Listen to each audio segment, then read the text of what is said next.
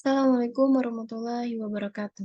Fikih Muamalah 2, Mudharabah dengan dosen pengampu Zulkarnain Muhammad Ali, MSI. Saya Rumah Syarama dengan NIM 221010-2001 dari Institut Agama Islam Bogor. Jadi tentang mudharabah. Definisi mudharabah itu tersebut berasal dari kata dorob dalam bahasa Arab yang berarti memukul atau berjalan, yaitu proses seseorang memukulkan kakinya dalam menjalankan usaha. Disebut mudharabah karena apa? Karena pekerja biasanya membutuhkan sesuatu untuk berjalan dalam menjalankan bisnisnya. Jadi mudharabah itu tersendiri akad kerjasama antara sohibul mal, yaitu pemilik modal 100% dengan mudharib yang mempunyai keahlian atau keterampilan dalam mengelola suatu usaha yang produktif dan halal. Jadi ketika bisnis tersebut menghasilkan keuntungan dari penggunaan dana tersebut dibagi bersama berdasarkan hasil nisbah yang disepakati. Jika terjadi kerugian, maka ditanggung oleh sohibul mal. Di dalam mudharabah terdapat dalil-dalilnya dari dalil Al-Quran dan juga As-Sunnah. Sini ada beberapa dalil Al-Quran yang berkaitan dengan mudharabah, yaitu Quran Surah Al-Ma'idah ayat pertama, Al-Baqarah ayat 283, Al-Muzammil ayat 20, dan juga An-Nisa ayat 29. Yang saya ambil ya ini Quran Surah Al-Baqarah ayat 283 yang artinya, maka jika sebagian kamu mempercayai sebagian yang lain, hendaklah yang dipercayai itu menunaikan amanatnya, dan hendaklah ia bertakwa kepada Allah Tuhannya. Dalam artian ini, ketika kamu sebagai mudharib diberikan dana oleh sohibul mal, maka amanah kamu untuk melakukan suatu bisnis tersebut. Kamu harus melakukannya dengan telaten, dengan amanah, dengan tanggung jawab yang besar, sehingga dapat dipercaya oleh seorang sohibul mal yang memberikan modalnya kepada si mudharib. Lanjut ke dalil tentang mudharabah dari dalil hadis. Di sini hadis riwayat Ibnu Majah yang artinya 3 macam mendapat barokah.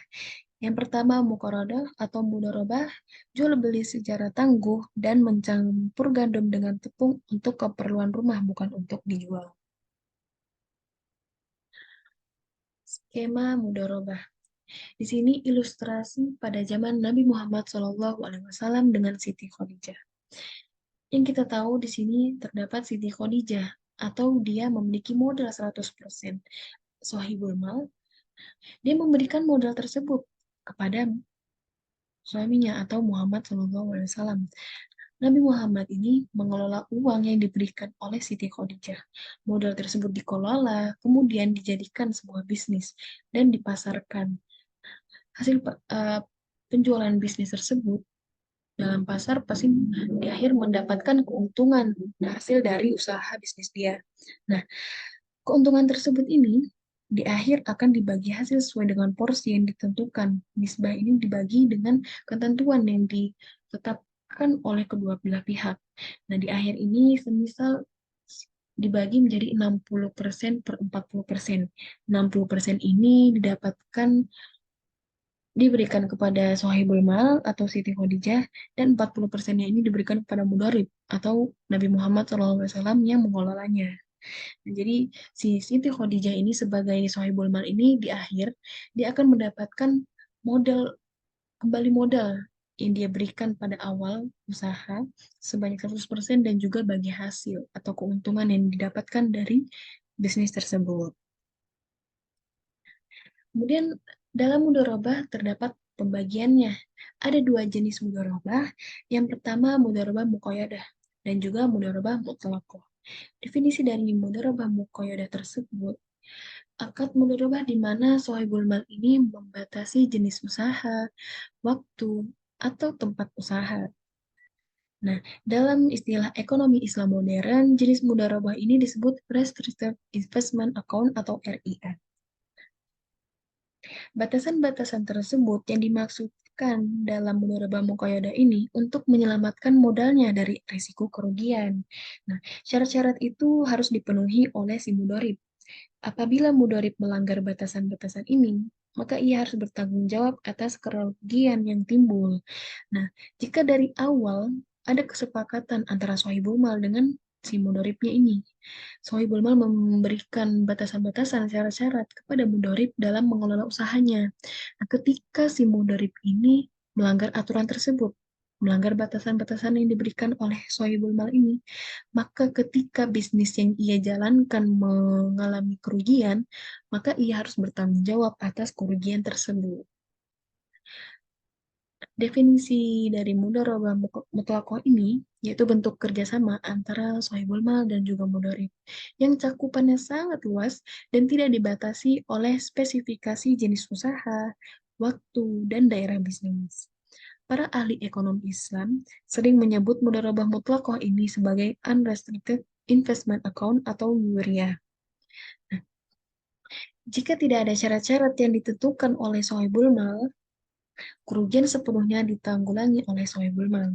Nah, jadi apabila terjadi kerugian, nah, seorang mudharib ini tidak menanggung resiko atas kerugian tersebut.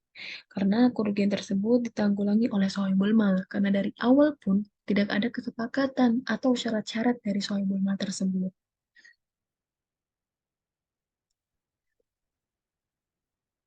Dalam mudharabah muqayyadah ini terdapat off balance sheet dan juga on balance sheet atau di luar neraca dan di dalam neraca.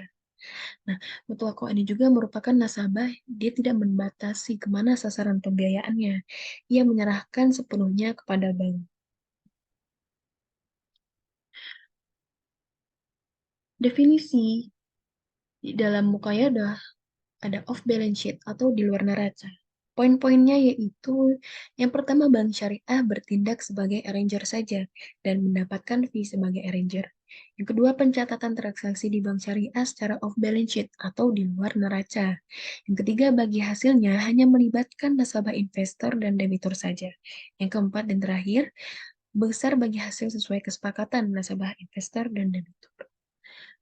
Kemudian on, on balance sheet atau di dalam neraca dalam muqayyadah, yang pertama itu nasabah investor mensyaratkan sasaran pembiayaan dananya, seperti untuk pertanian tertentu, properti, atau pertambangan saja. Yang kedua, pencatatan di bank syariah secara on balance sheet atau di dalam neraca. Yang ketiga, penentuan nisbah bagi hasil atas kesepakatan bank dan nasabahnya. Nah, di dalam mudharabah tentunya terdapat rukun-rukunnya. Sini terdapat 5 rukun dalam mudharabah.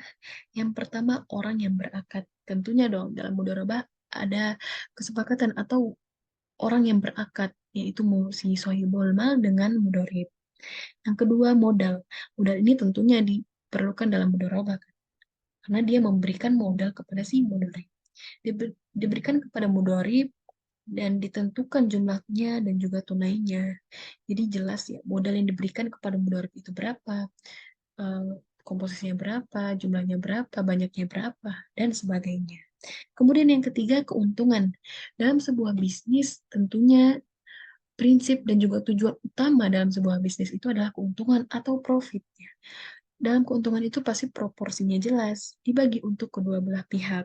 Jadi, sohibul mal ini mendapatkan keuntungan, kemudian si dorib yang mengolahnya juga pasti mendapatkan hasil dari keuntungan tersebut. Kemudian ada ijab kabul. Ijab kabul ini merupakan sebuah kepastiannya. Jadi kontraknya jelas antara sohibul mal dan juga mudharibnya. Jadi dengan adanya ijab kabul ini, ketika terjadi sesuatu yang tidak diinginkan, maka kita balikan lagi ke dalam ijab kabulnya karena sudah ada kesepakatan sebelumnya. Dan yang terakhir yaitu usaha. Usaha hak eksklusif mudharib. Jadi usaha rukun dari mudharabah ini kan pasti usaha dari si mudharibnya dalam mengelola bisnis tersebut yang telah diamanatkan untuk mengelola dana dari sohibul mal dalam menjalankan sebuah bisnisnya. Dalam mudharabah ada juga bagi hasil terbagi menjadi dua jenis. Yang pertama profit sharing dan juga revenue sharing. Profit sharing itu sendiri merupakan pembagian keuntungan dilakukan setelah dipotong biaya operasional. Nah, bagi hasil dari profit sharing ini dihitung dari keuntungan bersih. Kemudian yang kedua, revenue sharing. merupakan pembagian keuntungan dilakukan sebelum dipotong biaya operasional. Nah, revenue sharing ini dibagi hasil dihitung dari keuntungan kotor atau pendapatan. Jadi antara dua ini bisa terlihat jelas perbedaannya. Profit sharing ini didapat setelah dipotong biaya operasional dan dari sebuah keuntungan bersih. Sedangkan revenue sharing ini sebelum dipotong biaya operasional dan ini didapat dari keuntungan kotor atau pendapatannya. Dalam mudharabah pasti tentunya ada hikmahnya. Hikmah dari sisi sohibul mal, hikmah dari mudoribnya, dan hikmah dalam melakukan akad mudharabah. Di sini ada beberapa hikmahnya. Yang pertama, mewujudkan kerjasama antara para pihak yang surplus modal dan skill. Modal si pemberi modal atau sohibul mal dan juga skill atau yang mengelola dana tersebut atau mudorib. Nah, yang kedua menumbuhkan sikap saling kepercayaan antara para pihak. Jadi si sohibul mal yang memberikan modal kepada mudorib, dia sudah memberikan kepercayaan kepada mudorib untuk mengelola modalnya. Kemudian seorang mudorib tentunya juga harus membuktikan agar si sohibul mal ini dapat mempercayainya. Dia harus amanah, bertanggung jawab dalam mengelola bisnis dengan modal yang diberikan oleh sohibul mal. Kemudian yang ketiga, memudahkan orang yang tidak mempunyai modal untuk berusaha. Jadi dengan adanya sohibul mal atau pemilik modal, dia dapat memberikan kesempatan kepada mudorib yang ketika dia ingin berbisnis tapi tidak memiliki modal, sehingga ia dapat memberikan modalnya 100% kepada mudorib dan dikelola oleh mudorib dan dibentuk menjadi sebuah bisnis. Terus yang keempat, yang terakhir itu memberikan peningkatan nilai dari modal yang diberikan. Jadi dalam bisnis tentunya tujuan utama tadi adalah profit atau keuntungan. Jadi dengan adanya mudorobah ini yang diharapkan juga adalah keuntungan. Sehingga keuntungan tersebut bakal dibagi antara kedua belah pihak. Sohibul mendapat keuntungan dan juga mudorib juga mendapatkan keuntungan tersebut. Oke, Alhamdulillah, wallahu alam bisawab. Materi mudharabah yang saya sampaikan semoga bermanfaat. Dan jika terjadi kesalahan, mohon maaf. Terima kasih. Wassalamualaikum warahmatullahi wabarakatuh.